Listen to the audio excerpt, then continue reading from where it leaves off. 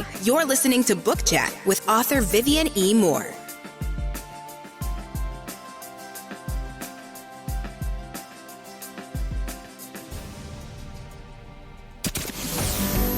Welcome, everybody, to this week's episode. We really appreciate you joining us. This podcast really shows us how we can all learn, live, and thrive off of each other. By sharing our knowledge through our conversations, we will impart some knowledge whilst learning ourselves how to progress even further. Here is your host.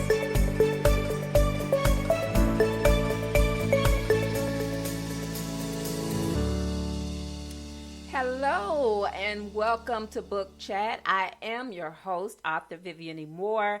Hope everyone is having a lovely weekend. I hope you had a great week. And happy 4th of July to everyone that is coming up tomorrow. So I want to make sure I get those happy 4th of Julys out right now. For today, I hope you'll be safe and enjoy this holiday weekend.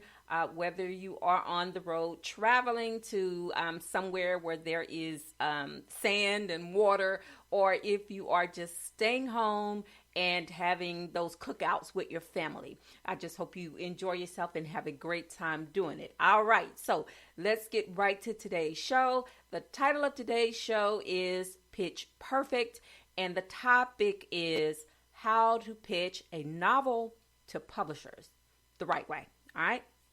So, I'm not a fan of baseball. I don't play baseball or claim to have the perfect singing voice, but I do recognize perfection when I see it. Okay.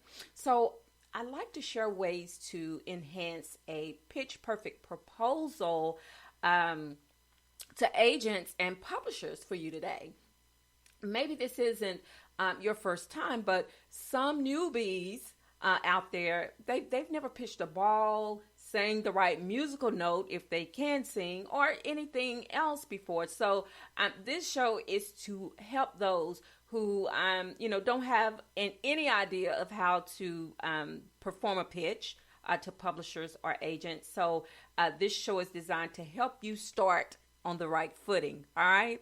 So the first one is to https://www.masterclass.com/articles/how to pitch your book to an agent. All right. So you can just click on these links and they'll take you straight to these articles. But I pulled just a little bit of the information out so I could share it with you on the show today. You can go, and refer back to it on your own time, but I just want to share these with you today.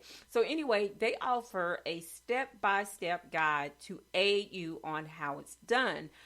In addition, they have provided a list of the most popular creatives who can help you build skills and potential. Now, they range from James Patterson to, just so many different writers and authors out there that can offer you information on what to do and how to do it, and, to just be the best that you can at what you do. They teach you the definition of a book pitch first off, and what to include in the pitch, ways to announce your book pitch and to pitch it to an agent, and ways to learn more about writing. So that's always helpful because, you may think you have the inside scoop on how to do this, how to do that, but it's always useful to learn from others, to get those additional ideas, just to make everything airtight so it's perfect, all right?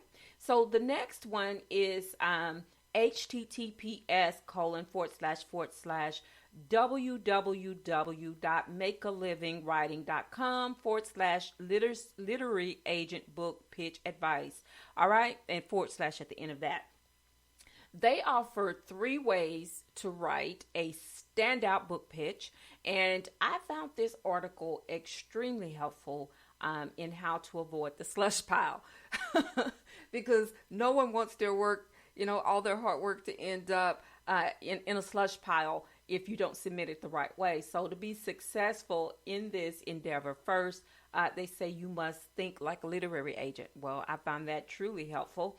And they also offer ways to master the elevator pitch, book pitch through practice, because we all know practice makes perfect. At least that's what I was taught as a child. And how to be descriptive with details about the book in a well-written bio. I've always struggled with this as well. Because, we're writers and we know that you have to be very descriptive in your writing because, the readers can't see, but you want them to see what you're writing about. You want them to see the characters in detail and the places that you describe in the book. But sometimes that just does not translate over to writing a book pitch or bio. I always struggled with that. And so if I can get additional information on how to be successful at that, then I'm up for that. And I know that you will be up for that as well. All right. So the last one is to https://writeonfictionnow.com/interest literary agent nonfiction book project. Okay. They state that the first step to a perfect book pitch is branding. Now, I've talked about this on several different shows over the last few years about having branding, because it is important, and also having a social media platform. That's important as well. I'm not talking about just having a Facebook or Twitter. You need a platform that is solely book based. Okay, it's about you as a writer and not just all your interests and things of that, and book, social media friends and things of that nature. These are this is a social media platform that is built on topics about your books, where to get them, how to talk about yourself and things of that nature. Those are things that are very important with the social media branding, and you need to have it, across the board over all the social media. Because your readers want to know, they want to know who you are as a writer, and you can't be stingy with the details. I know you, like me, you want to keep some things private, but if it's dealing with your book branding or your book brand, you want to make sure that you give them as much of you as possible, because the better that they can know you as a writer, then the better they can know your writing as a writer. Okay, so those things go hand in hand. And also, they want you, when you're ready to do a book pitch or book proposal, they want you to have a clear offer and to articulate it well, not just what I've done there. I almost screwed that up, getting the word out. But yes, they want you to be able to articulate well what it is that you are asking from them, what you want them to do, how to do it, and what you want for your book. Okay, and also, last but not least, a query letter and a book proposal to tidy up all the loose ends. Okay, because that is so important in anything that you do. That query letter, whoo, boy, sometimes the more help you can get with writing query letters, the better, because you want to make sure that it's precise. You don't want it to be too long. You don't want to have a whole lot of conjunctions and things like that in it. It needs to be tight and tidy, okay? And the best way to learn how to do that is to seek out samples of query letters, not to copy them, but to learn from them, to look at how those query letters are written, and to try to implement them in your own personal ideas or your own personal query letter once you're ready to do that, once you get to that stage. Most people do that, after they finished writing the book, which to me makes sense.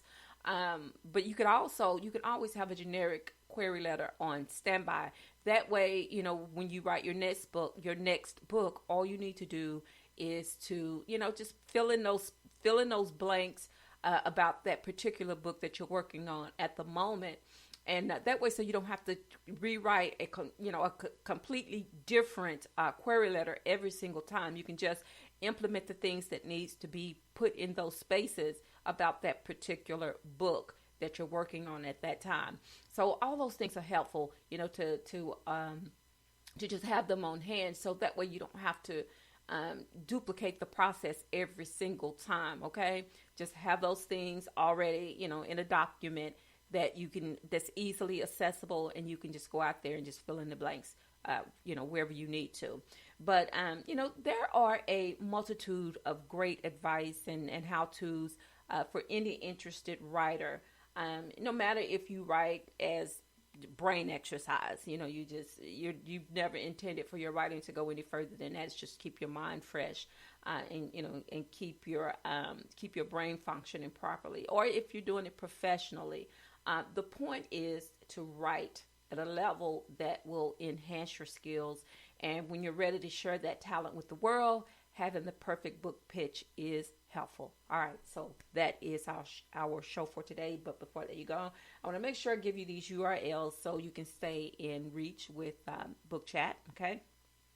So, of course, the first URL is https://www.spreaker.com/user/author Vivian E. Moore. You can follow me on all of my social media platforms, on Facebook, Instagram, and Twitter. And Instagram is by invitation only. You can also check out my website. That is at https://authorvivianmoore.com or authorehshepard.com. All right. And also you can check out today's blog. And that is at https://vivianemore.blogspot.com. And if you missed today's show, and just to give you a little hint, this is not a live show today due to the 4th of July holiday, because I want to go out and celebrate it today with my family. That's what we're going to do. We're going to celebrate it today because tomorrow is worship day. But so we're going to do that today, so we can, just have a great time. And so in order for me to do that, I had to record early. So when you hear today's show, just know that it is a recording. All right. But anyway, you can listen to it on Spreaker, Apple Podcast, Spotify, iHeartRadio, Google Podcast, Castbox, Deezer, Podcast Addict, Podchaser, YouTube, SoundCloud, JileSaven, Audible.com, Verbal, that is VURBL, and Luminary. Okay, those are all the places where you can find and listen to Book Chat, all right, on a weekly basis, or you can listen to it every day if you want to, on the recorded versions, all right? And as I said before, tomorrow is Worship Day. It is the first Sunday of July, and I always get excited about first Sundays because it is Communion Sunday. We get the fellowship and take communion, all right?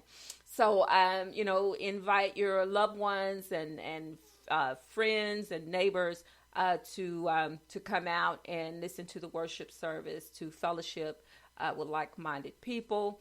And if you're not in the brick and mortar buildings at this time, invite them to listen, in any way, in any capacity that you're listening to the sermons on those Sundays or weekly basis. All right.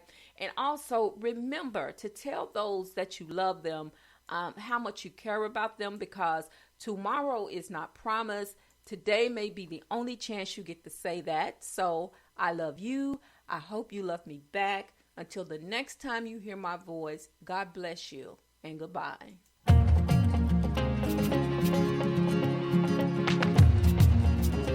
Loved what you've heard on this week's episode? Well, the answer is simple. It would mean the world to us if you could head over to iTunes and leave us a 5-star review and feedback. Spreading the word really is the best way to grow our podcast and achieve even greater things. Thank you.